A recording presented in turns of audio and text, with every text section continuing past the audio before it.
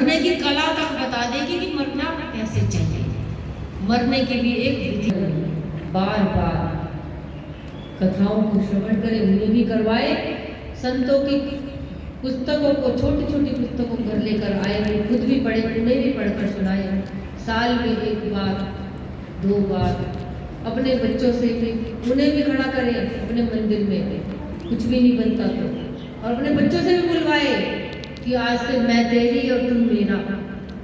तो बच्चे को भी विश्वास होगा कि प्रभु मेरे साथ है।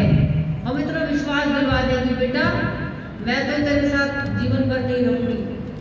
मैंने भी अपने बच्चों को समझा रखा है कि जब बेटा मैं मरूंगा तो तुम रोना मत,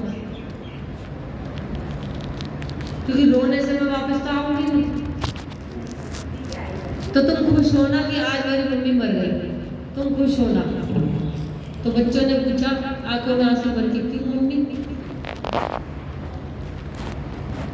फिर मैंने कहा कि जिस माँ को मैं जिंदगी भर पुकारती रही, बचपन से जिसको मैं बुलाती रही, जिस दिन मैं मरूंगी शायद उस दिन मैं उसके पास चली जाऊंगी। तो इसीलिए तुम खुश होना कि आज मेरी माँ की इच्छा पूरी हो गई, और फिर मैं उसी माँ के रूप में बेटा तेरे जीवन में आऊंगी। और वो माँ भगवती कभी अपने बच्चे को छोड़कर नहीं जाती, वो हमेशा रहती है अपने बच्चे के साथ। मैं उनको यही बोलती कि मैं नहीं तुम्हारी, वो है माँ तुम्हारी, वो सब बात पूरी करेगी, मैं तो कुछ नहीं कर सकती।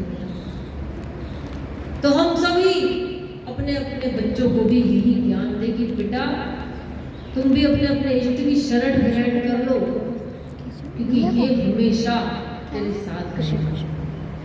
जब मैं अपनी माँ के घर थी तो माँ भगवती का इतना छोटा चित्र था मेरे पास, उसी के पास मैं सोती, बैठती, खाती पीती, वही सोती थी तो वो भी मेरे साथ ही सोती, उसको मैं चिपका के सोती थी। कभी नहीं, माई की इतनी कृपा हुई कि मैं कभी एक दिन भी मैंने ऐसे कभी अपने आप को ये नहीं महसूस किया कि मैं अपनी माँ के साथ ना हो। हम भी अपने जब बिस्तर पर जाए सोने तो हम भी विचार करें कि हाँ मैं अपने प्रभु के चरणों से लिपट कर सो रही हूँ। सोते हुए भी उसको मत छोड़ देना, अच्छी तरह पकड़ लो उसकी टांग कि अब तो फंस गई तू, अब नहीं छोड़ूंगी मैं तुझे, जब कुछ हो जाए अब तो साम दाम दंड भेद हर तरीके से बनाऊंगी, तो जो हो जाए।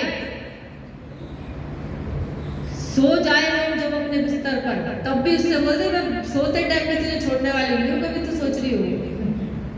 इतना पकड़ ले हमसे।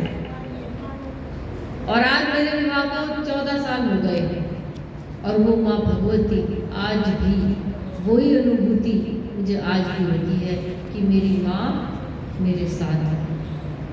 कभी अकेला मुझे महसूस नहीं हुआ, क्योंकि जब कहते हैं, शास्त्र कहता है कि जब हम एकांत में होते हैं, जब हमारे अपने हमसे बात ना करें और हम एकांत में हैं, तो हम उन्हीं बातों को सोच सोच कर ही होते हैं कि हमारे अपने हमसे बात नहीं कर रहे। जबकि शास्त्र कहता है कि उस एकांत का हम लाभ उठा सकते हैं। वो एकांत हमें प्रभु ने दिया है, क्योंकि जब तक ये शरीर रहेगा ना, तब तक ये संसार पीछे छोड़ने वाला नहीं है। चाहे कितना भी हम कर ले, ये चमड़ी भी अगर रगड़ के हम अपने संसार में लगा दे ना, तब भी कोई ये नहीं कहेगा कि तुमने बहुत मेहनत करी मेरे लिए। जब हम अपने एकांत में हो, हम अपने कोशिश करें अपने प्रभु को याद करें, अपने आप को हम चढ़ा दें अपने प्रभु के लिए। ये कहना बहुत आसान है, लेकिन करना बहुत मुश्किल है, क्योंकि जैसे ही हम अकेले होते हैं हमें संसार ही याद आता है कि तब ये हो गया था, अब ये हो गया। जितना जल्दी हम उन सब चीज़ों को छोड़ देंगे, किसी और का फायदा नहीं है इसमें, सिर्फ हमारा अपना ही फायदा है। जितनी जल्दी छोड़ सके हम, तो हमें संसार की बातों को छोड़ देना चाहिए। नहीं तो मरने के बाद फिर ऐसा ही घर मिलेगा जहाँ दुख मिलेगा, संकट मिलेगा, अपमान मिलेगा, ऐसा ही संसार मिलेगा फिर। और यदि एकांत में प्रभु को याद किया और प्रभु की कृपा भी होगी, और इससे क्या पता, इससे अच्छी जगह हम चले जाएंगे जहाँ हमारा सम्मान हो, मान हो, सके, हमारी संतानें ऐसे, हमारे परिवार ऐसा हो जो हमें पूछे, हमारी इज्जत करे, हमारी सेवा करे। जो जो दुख हमने देखे हैं अपने जीवन में, क्या हम चाहते हैं कि दोबारा वही दुख हमें दूसरे जन्म में आगे भी हमें मिले? इसीलिए हम उन बातों को भूलने की कोशिश करें।